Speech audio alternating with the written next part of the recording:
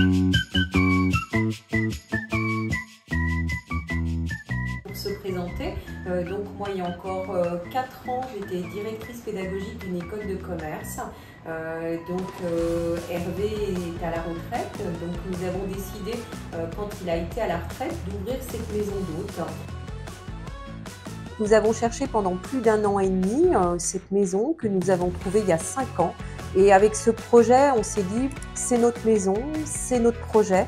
C'est là qu'on souhaite créer notre maison d'hôtes. Donc voilà, alors après, effectivement, nous avons entamé des travaux qui nous ont permis de faire ce qu'est le projet aujourd'hui.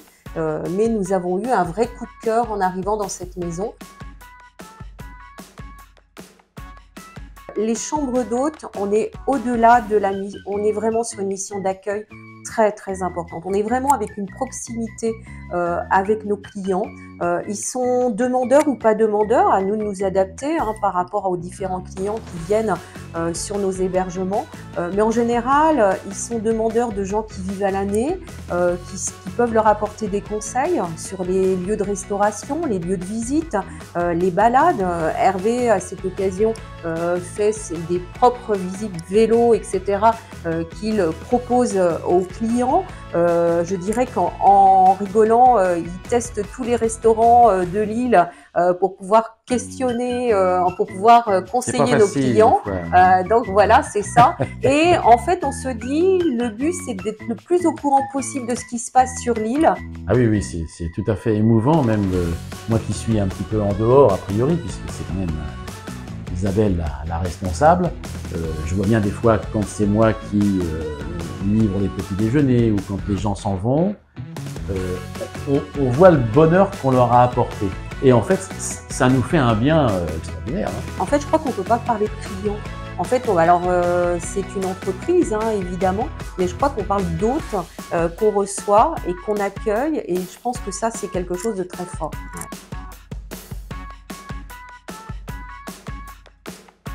Gîtes de France, pour moi, c'était une image de qualité, de proximité, mais vraiment avec un positionnement qualitatif.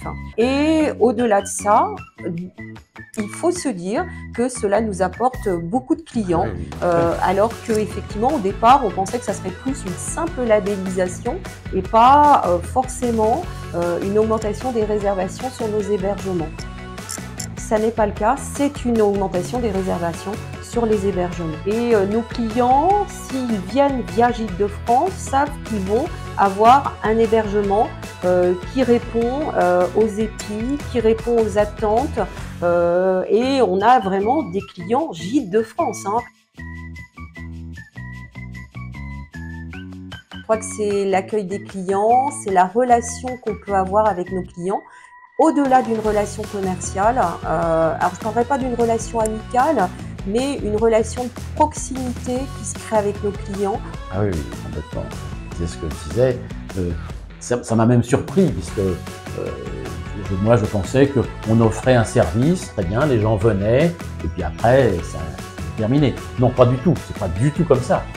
Il y a, comme tu le disais bien, une relation qui se crée, et eh bien, oui, c'est pas une amitié, c'est une relation vraie, avec, on leur apporte des informations, des blagues aussi, histoire de... C'est en vacances quand même, et puis, il y a un retour, quoi, et alors ça, c'est du bonheur. Ça draine une clientèle de qualité, de proximité, qui a des attentes, mais une clientèle qui a besoin de cette relation ce relationnel avec les hébergeurs. Donc ça, je pense que c'est important. Mais je pense que l'idée vraiment la plus forte, c'est on justifie d'un positionnement de qualité. On sait que si on va dans un hébergement Gîtes de France, on ne sera pas déçu. Il y a le contrôle en amont, déjà de se dire est-ce que ça correspond à nos épis. Et puis effectivement, nous on était ravis d'avoir votre président Gîtes de France Vendée lors de notre inauguration. C'est effectivement, c'est de se dire on est labellisé et on est fiers de conserver ce label en fait.